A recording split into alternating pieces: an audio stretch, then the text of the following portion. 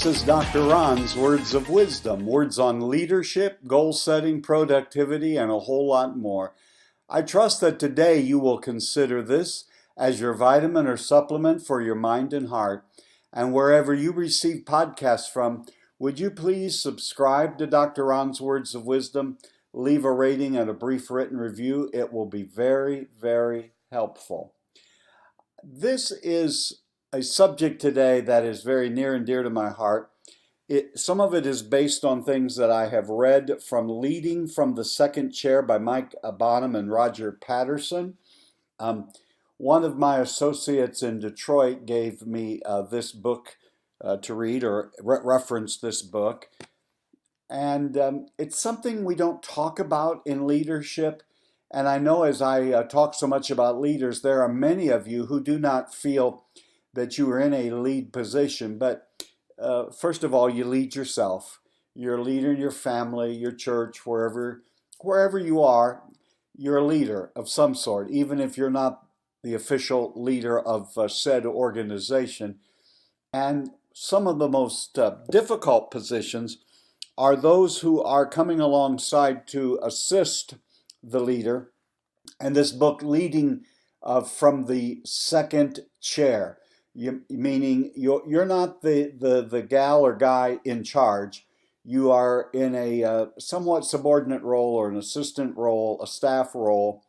And I'm just here to tell you, as someone who never went into staff positions until a little later in life, I had a 3-year hiatus in which I was a staff person. And until that particular time, I did not realize how really difficult it is. And so I specifically want to speak to those of you who are leading from the second chair, as well as those of us who are in the other position, and how we really do need each other and need to work together. So those of you who are leading from the second chair, not only would I recommend this book, let me just give you some thoughts that I have on the subject. You are in a tough but a good spot. A tough spot in that you will not get to lead or make all of the important decisions by yourself. And there'll be times when the leader, having hopefully gotten feedback from the team, the organization, will make a decision that was not particularly your first choice. And you're going to be in what may be the most difficult leadership position of all time.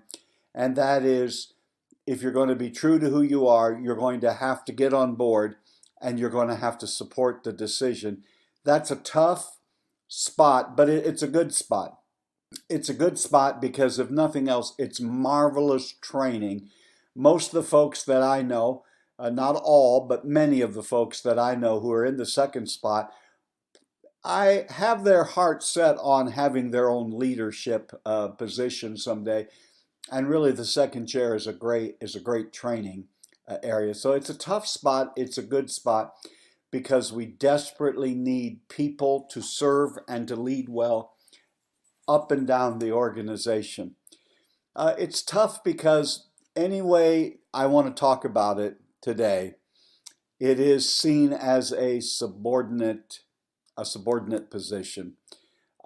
And we seem to live in a culture that loves going big and the person in charge.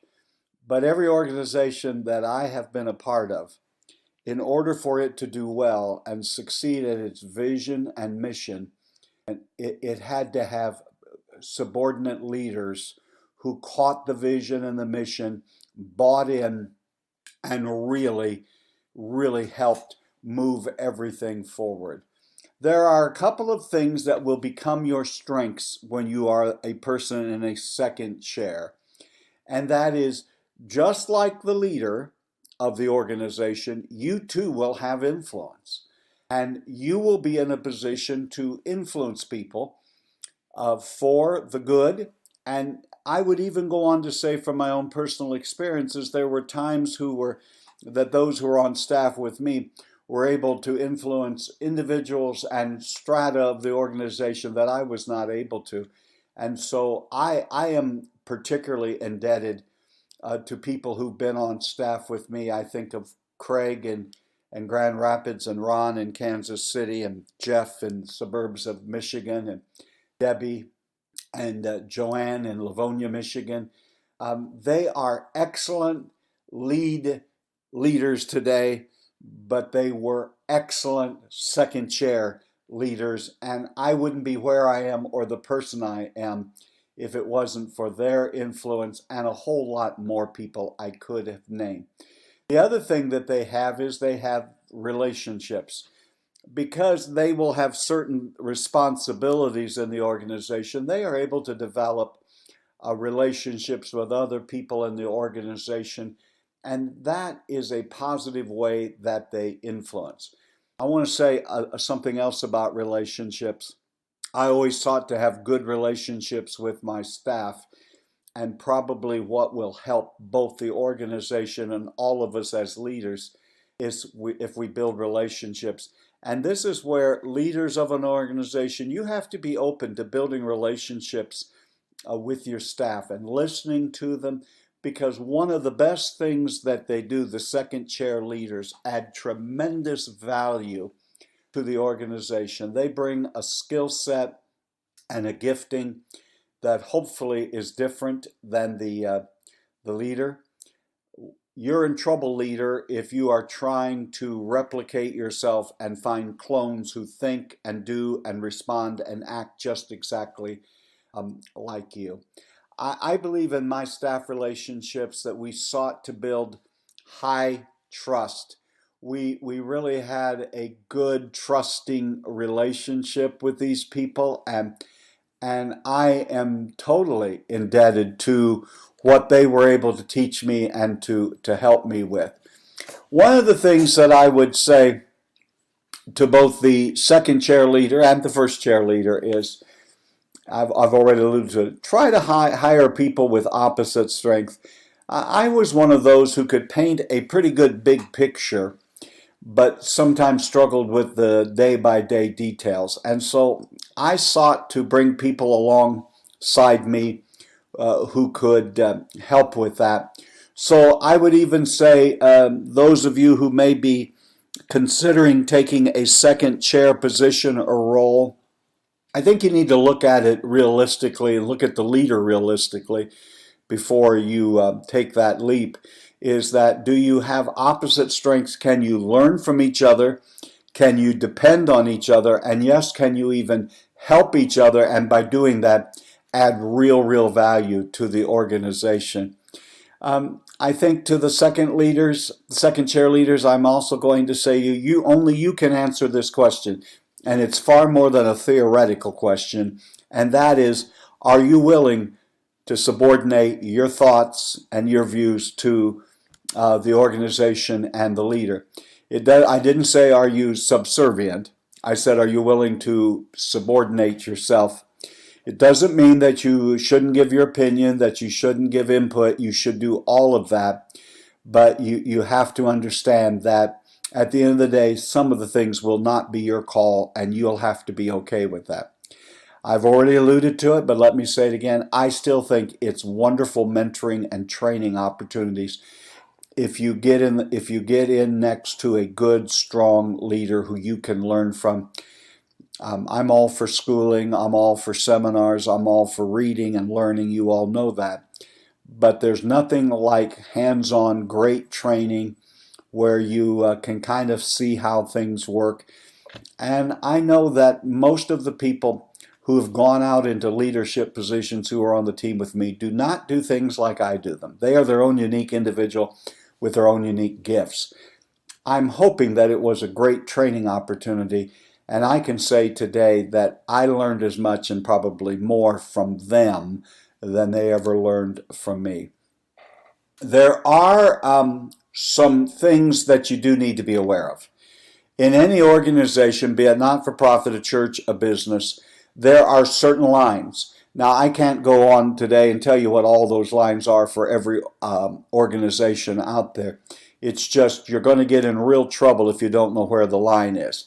I think this is where you need to have a heart-to-heart with the leader, either before you are hired or shortly thereafter, to just find out from the leader's heart and perspective and the governing board and the organization, what are the lines that can't be crossed? Help me understand where they are. Because if you don't know where the lines are, then you won't know until it's too late if you cross them. I would say something else that's also in the book that I reference, Leading from the Second Chair. If you're going to lead from the second chair, one of the most important things you're going to have to do is you're going to have to check your ego at the door. And you're going to have to realize at times maybe you don't get the amount of credit you deserve for what's going on, but it's okay. You're learning, you're helping. We all need to understand that life is bigger than we are. But if you can't do that, then you'll never be able to make it from the second chair.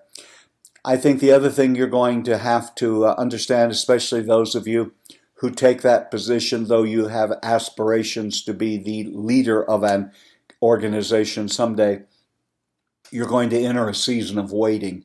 I call it really the season of preparation. All of us have had to live some of our life in a waiting room, meaning we know we weren't where we thought we would be, or where we imagined we would be, or where we even hoped we would be, but nonetheless, here we are.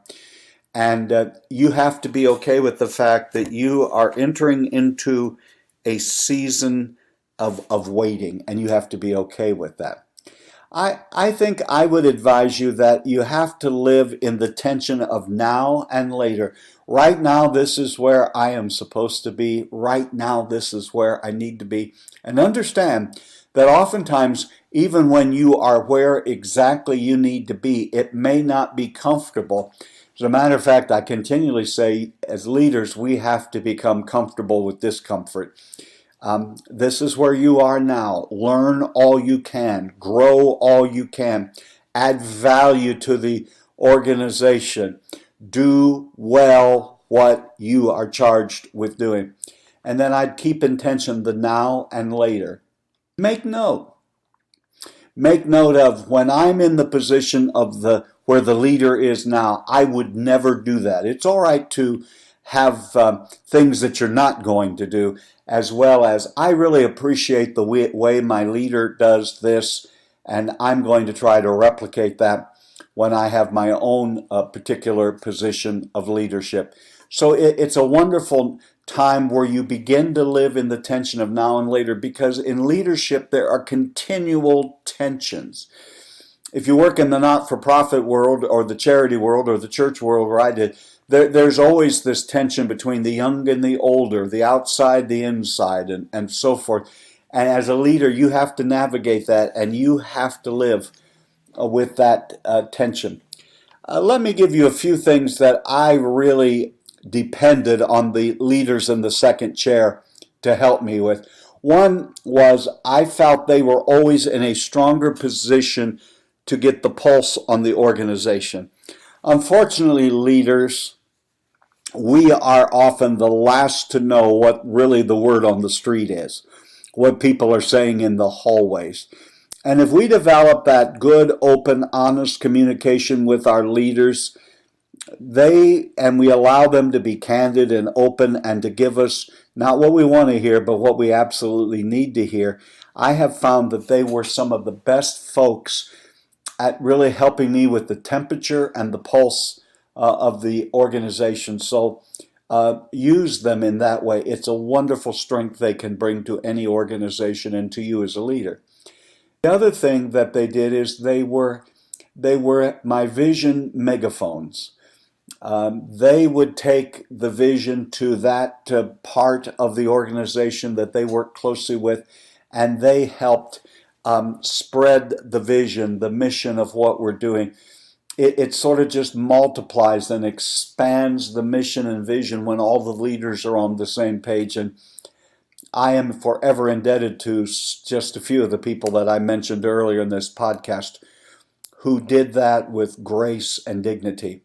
The person in the second chair is a multiplier. They're going to multiply the ability to lead an organization, because they are leaders. They may not be the leader who's been commissioned with making final decisions, but they are leaders, and they're training, and they're multiplying their influence for good throughout the organization.